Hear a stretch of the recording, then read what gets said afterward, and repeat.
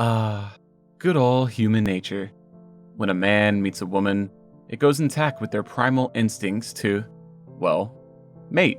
I mean, it is in our true biological nature to reproduce and make more wee little babies. We've always been taught what happens when a sperm meets an egg, but what is happening to our bodies before we have intercourse? What is really going on when we feel those warm, bubbly butterflies fluttering in our downstairs region? Well, let's start at the beginning. We just spotted a beautiful subject and can't help but feel they look so seductive and inviting.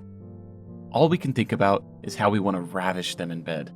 This is called sexual arousal, or being turned on. By definition, this is the combination of cognitive and physical responses to an erotic stimulus, which can be internal or external. We begin to approach our target, chatting him up and inviting him back to our apartment. Not shy at all, are we?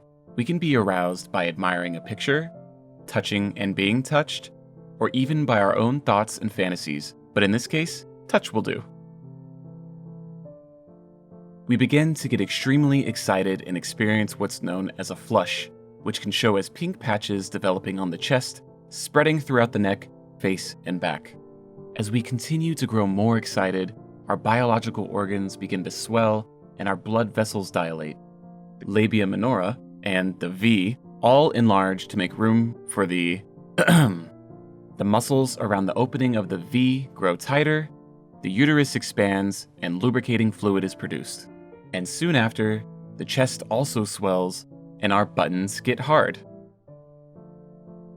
Then we have a plateau stage, the period before reaching climax. In this stage, the changes you feel in the excitement phase intensify.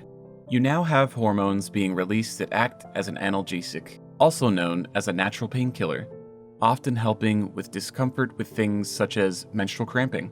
Your pulse is at its all-time peak, your blood pressure rises, and your breathing rate is off the charts, and eventually, you may start vocalizing involuntarily. Then, we have the almighty Big O. Your body releases a chemical called oxytocin that makes you feel happier and closer to your partner. Your muscles begin to relax and your blood pressure drops. Your pee might feel particularly sensitive or even painful to touch. Often, you'll even experience a refractory period. This is the time between the Big O and when you feel ready to be aroused again, during which you won't be able to reach that Big O again. Some people experience multiple O's, but that's not necessary for you to have a pleasurable experience.